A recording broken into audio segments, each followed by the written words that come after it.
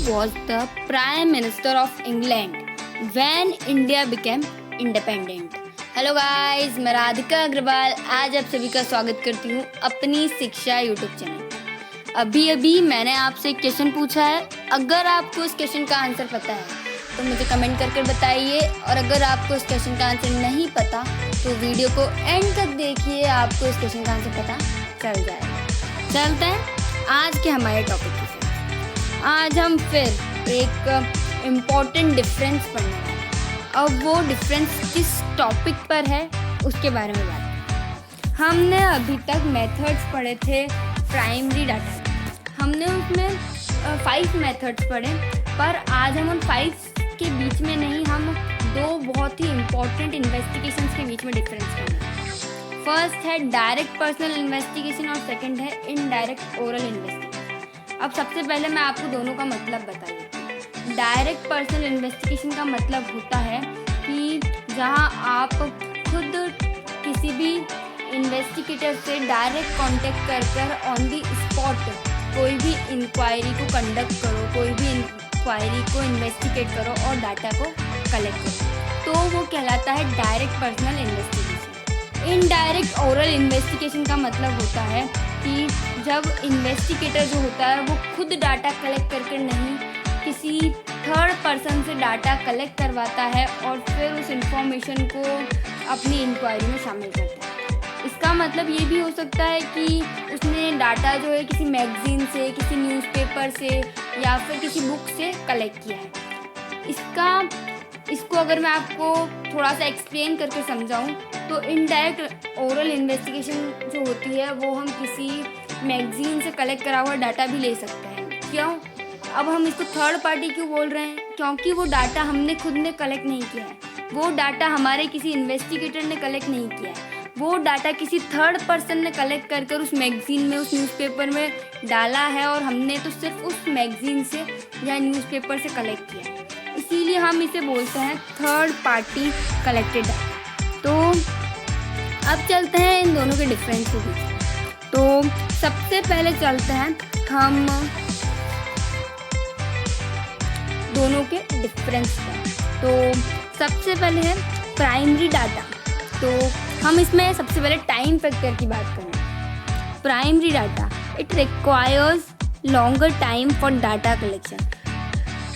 इस डाटा को कलेक्ट करने में हमें ज़्यादा टाइम लगता है।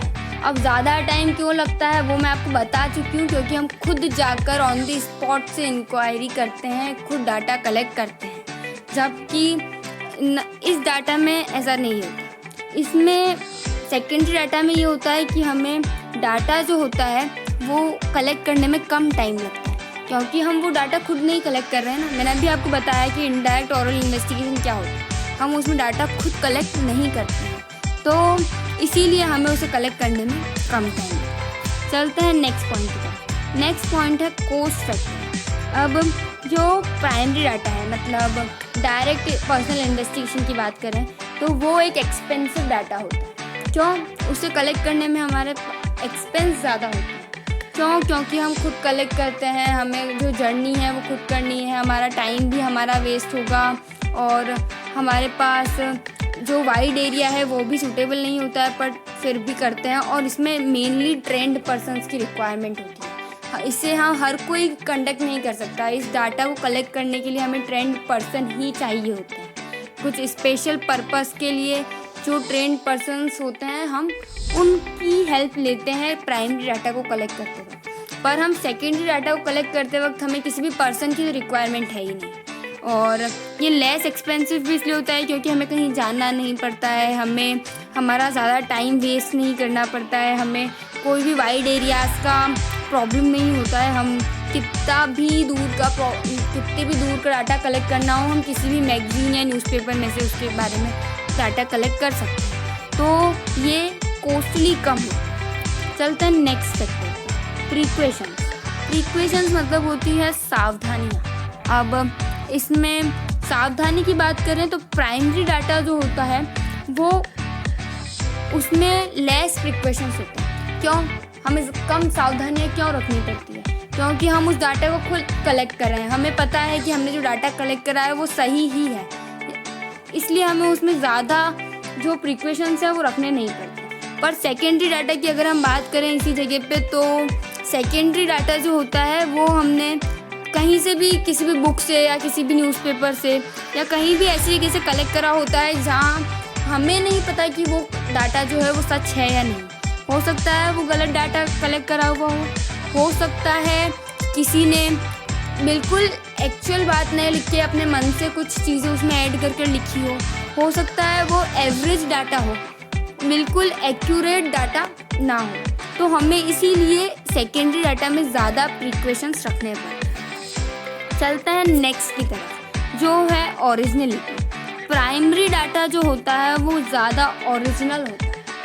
अब ज़्यादा ओरिजिनल होता है तो सबका वही है कि हम खुद डाटा कलेक्ट कर रहे हैं, हमें पता है वो ओरिजिनल है, हमें पता है वो एक्यूरेट है, वो फ्लेक्सिबल है, उसमें यूनिफॉर्मिटी है, वो इकोनॉमिकल है और लगभग सभी टाइप के क्वेश्चन जो है वो उस पर सूटेबल होते हैं। तो प्राइमरी डाटा जो होता है वो इन सब के हिसाब से देखा जाए तो वो बिल्कुल ओरिजिनल होता है, क्योंकि मेन तो यही है कि हम जो हमारा इन्वेस्टिगेटर है या जो हम खुद हैं वो खुद डाटा को कलेक्ट कर रहे हैं, खुद जो इंक्वायरी है उसे कंडक्ट कर रहे हैं। तो हमें पता है कि डाटा कितना ओरिजिनल है और कितना नहीं। और सेकेंडरी डाटा तो ओरिजिनल होने के चांसेस कम हो जाते हैं, मतलब एक्यूरेट है या नहीं ये बोलना पॉसिबल नहीं है, मतलब हमें पता नहीं होता कि वो डाटा सही है या गलत। तो चलता है आज के हमारे क्वेश्चन की तरफ।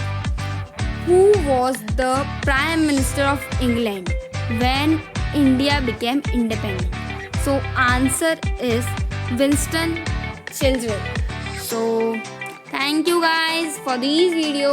I will see you in the next one. Thank you.